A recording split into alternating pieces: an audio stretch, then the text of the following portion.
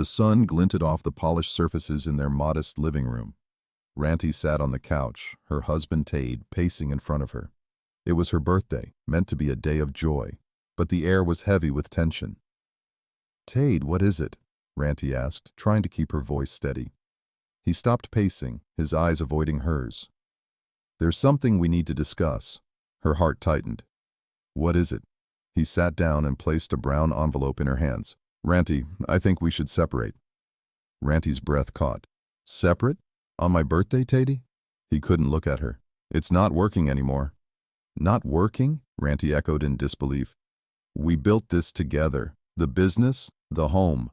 Tade frowned, his gaze hard. "The business is mine now, Ranty. You've been out of the picture too long." Her mind spun. True, she'd taken care of their young daughter and stepped back from the company, but they'd always been partners. "You can't mean this." "I've made the decision." He got up, walking to the window. "You have 2 weeks to move out." The silence between them was thick and painful. Ranty took a deep breath. "You never mentioned anything was wrong." Tade snorted, a sound that cut deeper than any words. "Ranty, everyone can see it. The signs were there." Her hands clenched around the envelope. "Whose idea was this, Tade? The same family I helped?" "No one," he replied, but his eyes told a different story. Ranty sat alone on the bed, the crumpled divorce papers on the floor beside her. Her thoughts raced back to her sisters-in-law, their whispers, the lingering looks. Had they quietly turned Tade against her? The feeling she'd seen in their eyes suddenly made sense. Ranty's stomach twisted with betrayal. The next day, Ranty visited the office, hoping to find some semblance of her old life. The staff she had once known so well avoided her gaze. Rumors had spread like wildfire. "Madam Ranty, long time," greeted Funmi, a secretary who often gossiped with Tade's sister. Ranty forced a smile. "It's been a while." Her eyes drifted to the office door she had once shared with Tade. Inside, she found Ayo, Tade's cousin, sitting at the desk. He looked startled by her presence. "What are you doing here, Ayo?" His face turned a shade darker. "You know, just handling things while my brother sorts things out." "Brother?" Ranty's voice rose. "This is my company too."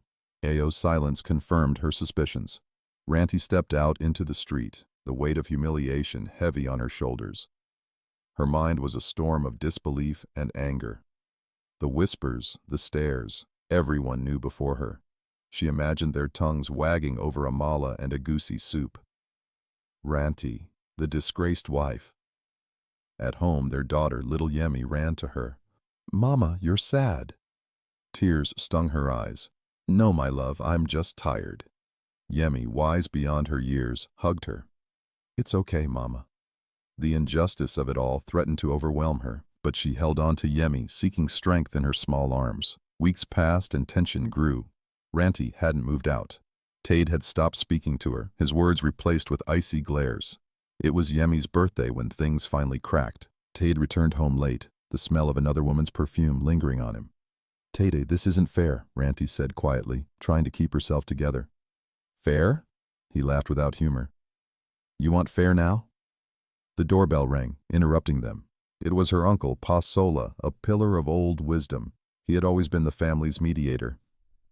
"Ah, Ranty, I heard the news," he said, sinking into the chair. "Have you taken any steps?" She shook her head, eyes watering. "I don't know what to do." Pa Sola looked at her with gentle eyes. "Sometimes, my dear, life's battles are not just about winning. They're about surviving and outsmarting those who think they are clever." Ranty sat straighter, hope flickering. "What do you mean, Baba?" He leaned forward. "You take this to court." Courtroom air was dry and tense. Ranty stood, heart pounding. She felt like she was on trial for daring to exist. Tade glanced at her, whispering to his lawyer, who smirked arrogantly. They had left no stone unturned to make her look incapable. But then, something shifted. Her lawyer presented an overlooked document, one Ranty had hidden away. The proof she needed. Inked signatures all in proper order. Tade's face blanched. Ayo's confidence dissolved as it dawned on them that they had underestimated her. The judge's gavel hit the desk, deciding in her favor. Suddenly, the room swirled with shocked voices. Ranty clutched the table, breathless. Justice tasted sweet, like the burst of ripe mango in dry season. The company, her sweat and her days, was returned to her rightful name. As she walked out, people watching, whispering a new story. Sade caught her sleeve. "Ranty, wait." She paused, the past years echoing between them. But before he could speak, she pulled her sleeve free, determination in her eyes. "I've waited long enough, Sade. Now it's time to live." And with that, she walked out into the sunlight, a new path unfolding before her, one step at a time. The sunset painted the sky in shades of red and gold as Ranti entered her home. She paused to take a deep breath. Each step felt heavier than the last. The house, once filled with warmth and laughter, now echoed with cold silence. Little Yemi was playing in the corner, her laughter a small light in the encroaching shadows. Ranti's phone buzzed with a message from her lawyer, detailing the financial documentation they needed for the company transition. Justice was served in the courtroom, but the victory felt hollow, laced with bitterness. Sade's betrayal was a wound still fresh and aching. That night, Ranti lay awake, thoughts churning. She replayed the day in court, Sade's expression ricocheting in her mind. Although she had reclaimed her business, her spirit was unsettled. She couldn't shake the feeling of emptiness. Her phone beeped again. It was a message from Pa Sola. "Remember, my daughter, that battles won at the cost of peace are never truly victories." She sat up, the words striking a chord somewhere deep within, but anger and betrayal clouded her heart too thickly to see their truth just yet. The next morning, Sade arrived unannounced, his demeanor subdued. Ranti's heart raced as she opened the door, anger bubbling to the surface. "What do you want, Sade?" she demanded, trying to keep calm as Yemi, sensing the tension, played quietly nearby. "I want to talk, Ranti. I need to explain," Sade started, his eyes not meeting hers. "Explain what?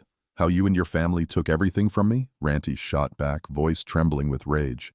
"The company? Our life? What more do you want?" Sade hesitated, his face a mask of shame. "I made mistakes," he finally admitted. Ranti crossed her arms, a barrier between them. "Mistakes, Sade? Was it a mistake to betray me with your own family?" "The company had been struggling, Ranti. Io said we needed new leadership, and I—" His voice trailed off as regret settled in. "You brought this upon us, Sade. I almost lost everything because of you," Ranti said, tears threatening to fall. He took a breath, his anguish clear. "I was wrong, I know, but can we just once talk about Yemi and make sure she's okay through all this?" As Yemi noticed her father's presence, she rushed over, clinging to his leg. "Papa." Sade picked her up, genuinely smiling for the first time in a while. Ranti watched them, a pang running through her heart. Her resolve faltered at the sight of their daughter's love for her father, the innocent casualty of their feud.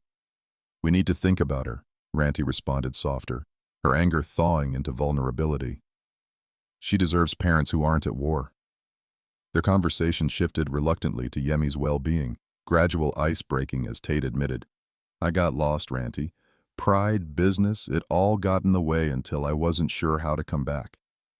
Ranti nodded, understanding the seduction of ambition and the tragedy of misplaced priorities all too well.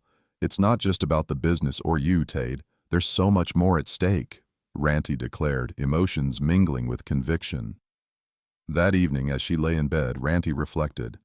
Sade's shame and helplessness reminded her too much of her own desperation in those sleepless nights. Her thoughts drifted to the sermon she had heard months ago about humility and compassion, about how Christ loved unconditionally, even those who betrayed him. "Love is patient. Love is kind." She murmured the words of 1 Corinthians 13 slowly, painfully, realizing her own heart had closed the door against forgiveness long before Sade's betrayal. The next day, the pastor from her church visited unexpectedly. Ranti welcomed him in, her spirit yearning for guidance. "Pastor Adebayo, there's been so much anger. I feel lost," she confessed. Pastor Adebayo, his voice gentle but firm, offered, "Sometimes God uses our hurts to bring us closer to Him, my dear. We must remember forgiveness does not mean forgetting. It means letting God heal us." "But how, Pastor? How do I forgive when the pain still burns?" Ranti pleaded, tears surfacing, washing away her resolve. Pastor Adebayo handed her a well-worn Bible, pages marked with years of wisdom. "Start with prayer, Ranti. Let God bear your burden. You're not meant to carry this alone. Revenge keeps the soul in chains, but Christ sets it free." As the pastor spoke, Ranti felt a warmth seep into her heart, an unknown peace she hadn't let herself feel in so long. Later, as dusk enveloped the world outside, Ranti kneeled by her bed, the open Bible before her. Her fingers grazed the comforting words, a reflection of promises she hadn't accepted in years. "Father," she whispered, "I don't know how to let this go, how to forgive, but I want to try. Help me." Her prayer was a fragile thing, yet in its simplicity there was strength. It was a beginning, a tentative first step toward redemption. In the days that followed, Ranti focused on healing, allowing herself space to grieve, to let anger lessen its grip, and to embrace moments of joy spending time with Yemi. She found herself silently praying, not just for peace, but for Tade as well, that he might find his way back too. Tade, seeing Ranti's quiet transformation, approached her with hesitation. "I am sorry, Ranti," he said genuinely. "For everything." Ranti, now more open to grace, nodded. "I know," she replied, tears softened by the start of healing. "I'm working to forgive, not just for you or for me, but for Yemi. She deserves more." Todd took that in, a step towards mending what was broken. "I'll do better, Ranti," he promised, his voice laced with resolve. As they talked, a new understanding began to form, not of old love renewed, but of mutual respect for their daughter's sake. Time continued its march, leaving the marks of change. The company wasn't the same as before, but Ranti was rebuilding it with integrity and a focus on the future she wanted for Yemi. Her reconciliation with Tade wasn't overnight or complete, but it was honest. They co-parented with care, and Todd worked to earn back trust, one humble gesture at a time. On a Sunday morning, Ranti sat in church, surrounded by her community. The pastor's voice resonated through the room, a familiar and comforting presence. "Forgiveness is not a weakness," Pastor Adebayo said, eyes sparkling with wisdom. "It is a powerful weapon of transformation, transforming us and opening the door to Christ's healing." Ranti looked around, seeing familiar faces that had judged, gossiped, but also supported her. For once, she felt at peace, standing firm in her truth. After the service, Ranti found herself outside, lifting her face to the sky in silent prayer. Her journey still had scars, but it also had growth, guided by a newfound purpose through faith. As she walked to meet Yemi and Tade, she realized forgiveness didn't remove the past or erase every pain, but it allowed God to illuminate the way forward. "Thank you, God," she whispered, feeling the words resonate through her very being. "Your grace is my strength." Her life was forever changed, not by revenge, but by redemption, and therein lay the true victory. Thank you so much for listening to this intriguing story. I hope it touched you or taught you something. For more stories like this, don't forget to like, share, and subscribe to the page. And guys, if you'd like to see a part 2, or you have thoughts on what happened, let me know in the comments below. I'd love to hear from you. See you in the next story.